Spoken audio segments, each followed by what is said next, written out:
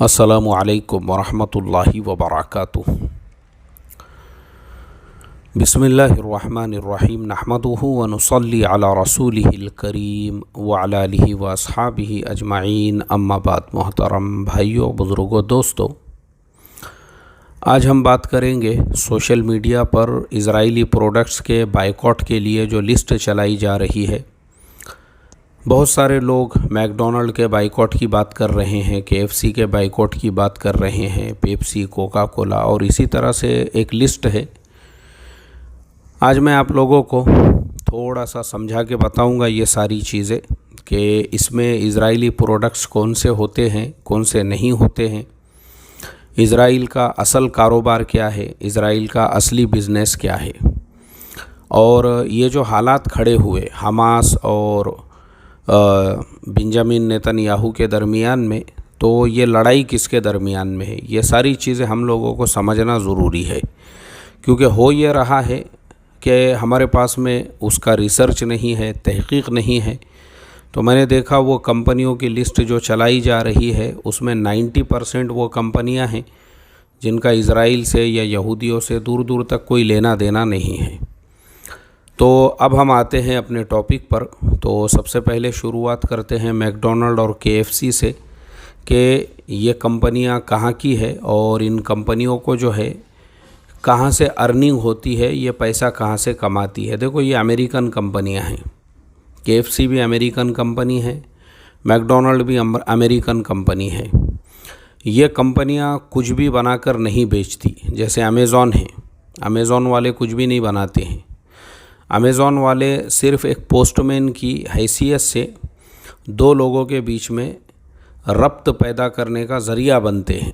दो लोगों को मिलाने के लिए वो एक ज़रिया बनते हैं पोस्टमैन की तरह से। वो बज़ाते ख़ुद कुछ भी नहीं बनाते हैं, लेकिन एक आदमी बेचने वाला है, सेलर है, दूसरा आदमी बायर है, और उन दोनों के लिए इन्होंने एक प्लेटफॉर्म तैयार किया हुआ है। अब उसमें से ये मुख्तसर सा अपना कमीशन रखते हैं और वही कमीशन इनकी कमाई होता है। अब कल को अगर कोई बोले कि मैं अमेज़ॉन का बाइकॉट कर दूंगा और अमेज़ॉन पे कोई चीज़ ख़रीदूंगा नहीं, बेचूंगा नहीं, तो उससे अमेज़ॉन को 1 रुपये का भी नुकसान नहीं है। क्योंकि इसमें नुकसान उसका होगा जिसका आप माल ख़रीद रहे हो। अब लाखों मुसलमान हैं उसके ऊपर।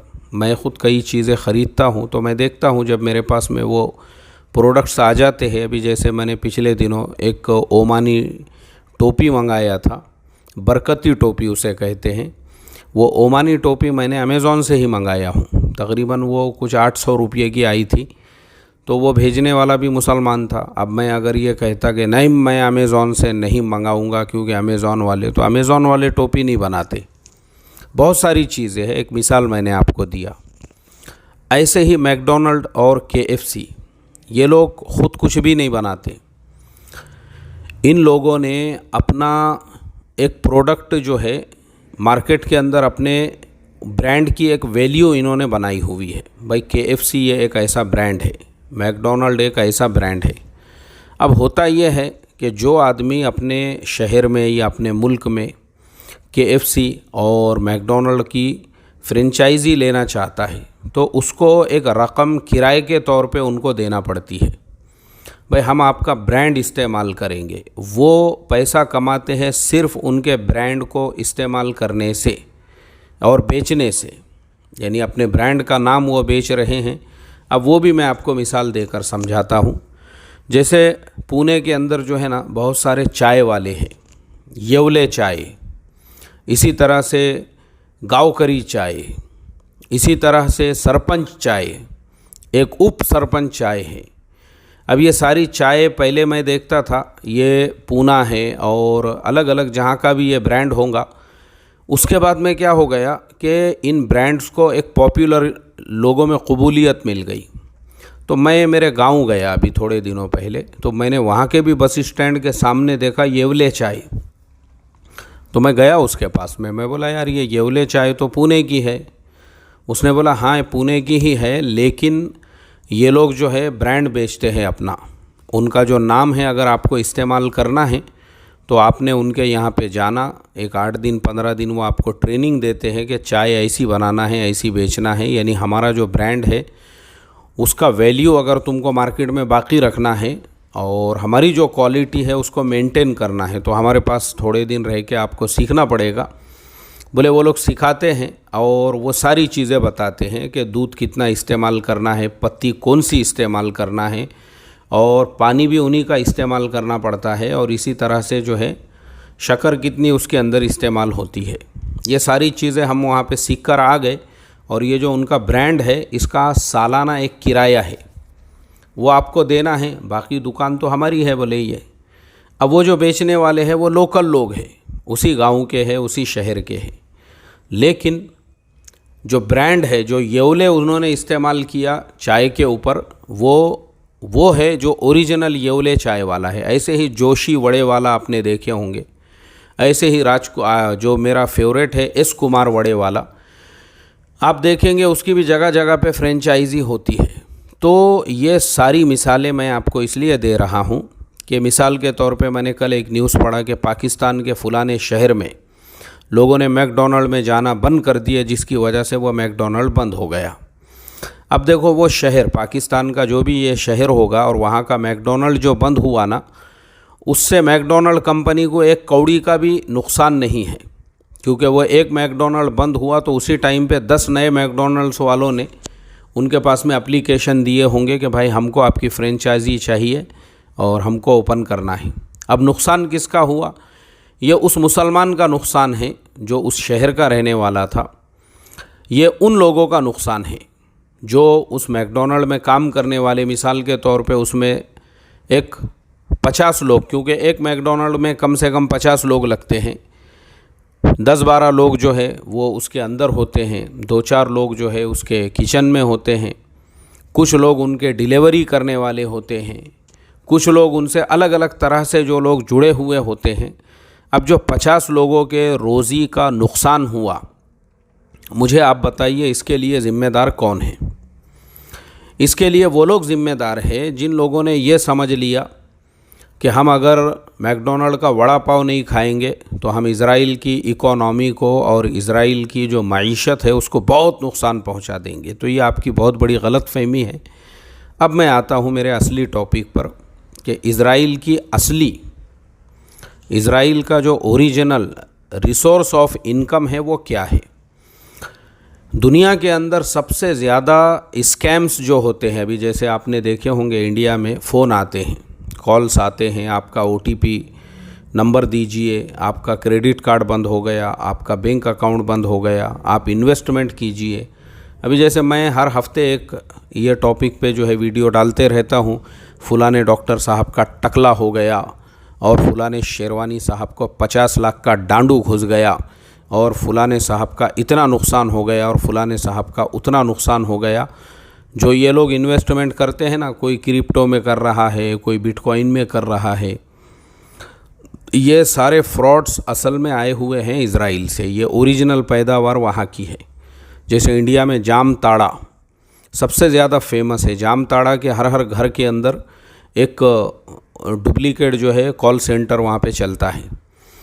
ऐसे ही ये सब कहाँ से आया? इज़राइल से। अब इज़राइल के लोगों की इनकम का रिसोर्स मैं आपको बताता हूँ। दुनिया में सबसे महंगा शहर तिल अबीब शहर है, जो इज़राइल का कैपिटल है। वहाँ की हर बिल्डिंग में, हर फ्लोर के ऊपर ऐसे फ्रॉड कॉल सेंटर चलते हैं। दुनिया भर से अलग अलग लैंग्वेज बोलने वाले लोगों को वो बुलाते हैं और वो बुलाने के बाद में वो उन मुल्कों के अंदर फ़ोन करते हैं, कॉल्स करते हैं और उन्हीं की ज़ुबान के अंदर उनसे कहते हैं कि देखो मैं सिटी बैंक में जॉब करता हूँ, मैं अमेरिकन बैंक में जॉब करता हूँ, मैं फ़लाने बैंक में, हम लोग वहाँ से बोल रहे हैं।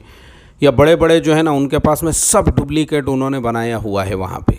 अगर आप वीडियो कॉल करेंगे तो आपको देखकर लगेगा कि यार ये उस कंपनी के ब्रांड वाले बोल रहे हैं। फिर वो लोगों से इन्वेस्टमेंट कराते हैं कि आप हमारे कंपनी में $1 मिलियन का इन्वेस्टमेंट करेंगे तो हम आपको हर महीने $10,000 का रिटर्न देंगे, हम आपको ये देंगे, हम आपको वो देंगे, और हर लैंग्वेज में।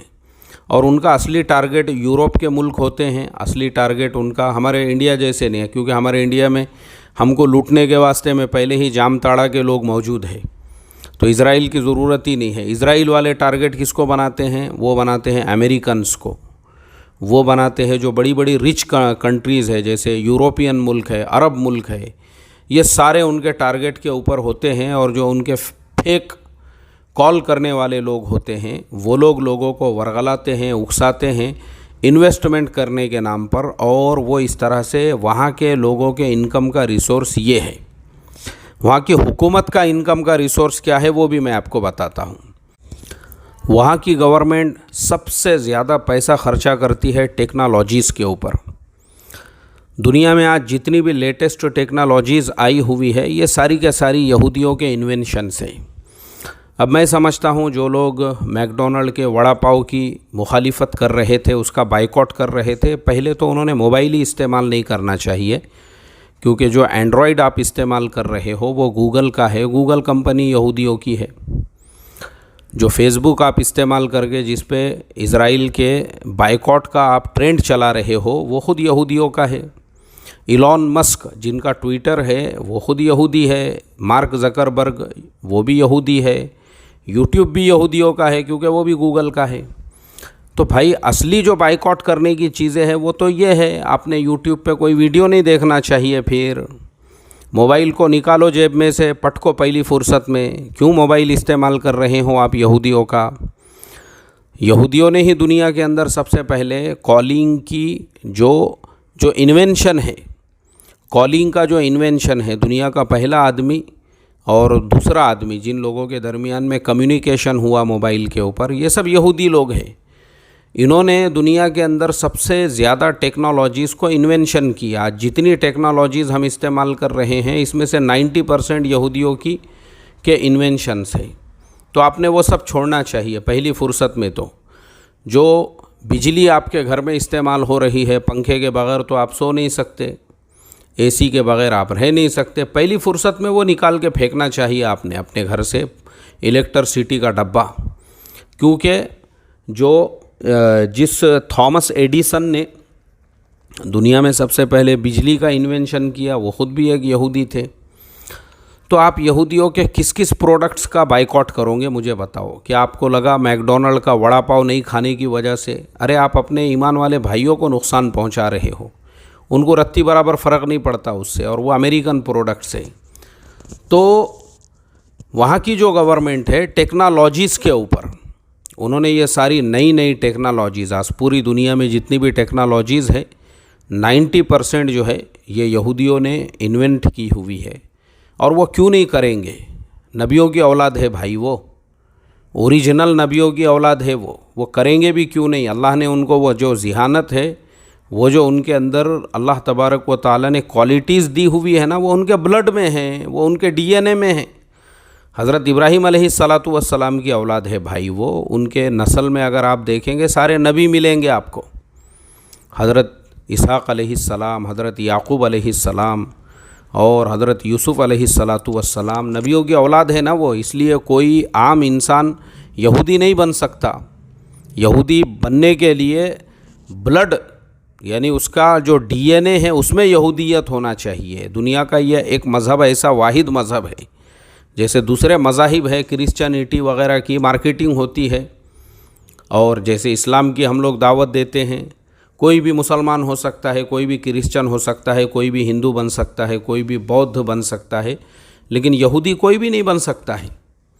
यहूदी सिर्फ ब्लड से ही इंसान बनता है, यानी वो पैदाइशी तौर पे यहूदी होना चाहिए तो वो यहूदी कहलाता है। एक नया आदमी बोलेंगे कि मुझे यहूदी बनने का है, वो कभी भी आपको यहूदी नहीं बनाएंगे, क्योंकि उसके लिए वो नबियों वाला ब्लड चाहिए। तो अल्लाह ने ये कौम के अंदर जो सलाहियतें दिया हुआ है, नबियों की औलाद है वो कोई ऐसे आम चलते फिरते नहीं है, वो कोई ऐसा भंगार का गाड़ा लेके घूमने वाले नहीं हैं, वो कोई ऐसा एक एक बालिश ज़मीन के लिए माँ बहन की गालियाँ देने वाले नहीं हैं, गांजा बेचने वाले नहीं हैं उनकी कौम के अंदर। उनकी कौम में मस्जिद मदरसों के मामले के अंदर हाथ भट्टी की दारू बेचने वाले, शराब बेचने वाले, भाईगिरी दादागिरी करने वाले नहीं हैं। वो नबियों की औलाद है, इतना याद रखो आप। उनके अंदर सलाहियतें ऐसी कूट कूट के उनके डीएनए में, उनके डीएनए के अंदर ये सारी चीज़ें हैं क्वालिटीज़ वाली।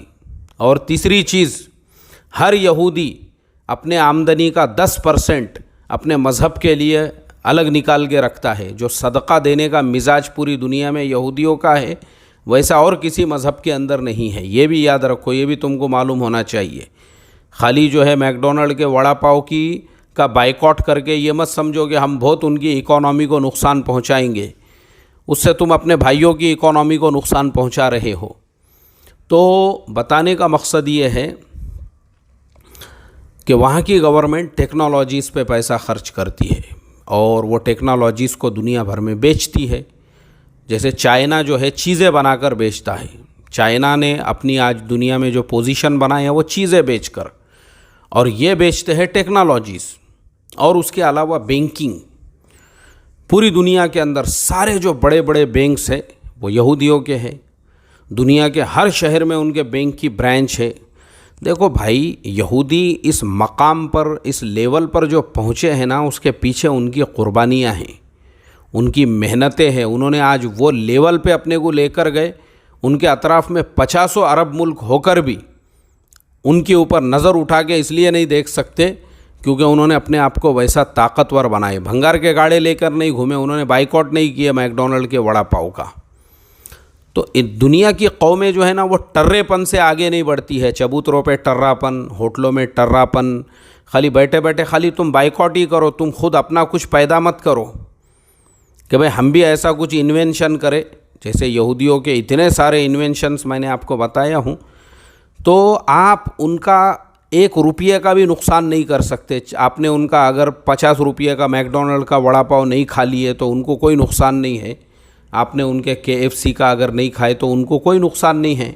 आपने पेप्सी कोका कोला की 1 बोतल अगर उनकी नहीं पी, उनको नुकसान ही नहीं है क्योंकि वो कुछ बनाते ही नहीं है। उनको उनका पैसा बराबर से जो ब्रांड का पैसा है वो उनको मिल रहा है।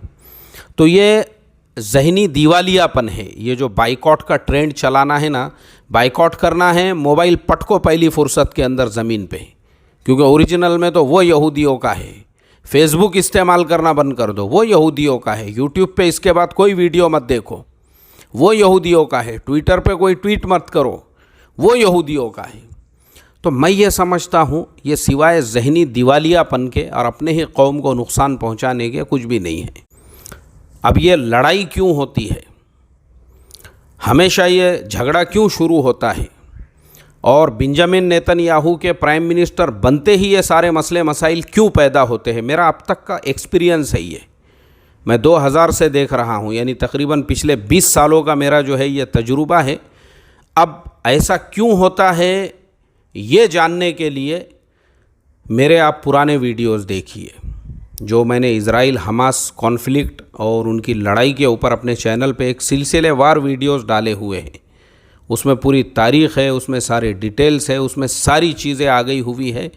वो सारे वीडियोस अगर आप देखोगे ना तो आपके दिमाग की बत्ती जल जाएंगी इंशाअल्लाह। बस अल्लाह तबारक व ताला से यही दुआ करता हूँ, अल्लाह हमको बाइकआउट करने की बजाय ख़ुद कुछ पैदा करने वाला बनाए, और भंगार के गाड़े, चबूतरों, वट्टों पे बैठकर बड़ी बड़ी बातें करने से और लोगों से कर्ज़ लेकर खा जाने से और होटलों के अंदर बैठकर दुनिया भर के मसाइल पे बहसो मुबाहिसा करने से ज़्यादा अल्लाह हमको भी कुछ पैदा करने वाला बनाए। हम भी बोल सके सीना ठोक कर कि हाँ ये हमने पैदा किया है, ये हमने बनाया है। अल्लाह ताला हमको समझ अता फ़रमाए और तहक़ीक़ का हमारा मिजाज बनाए, बजाय गलत फ़हमियों के, बजाय बदगुमानियों के, बजाय लोगों को भी गलत फ़हमी और बदगुमानियों में डालने से और गलत बातों को फैलाने से हमारी हिफाजत फ़रमाई। अस्सलामु अलैकुम व रहमतुल्लाहि व बरकातुहू।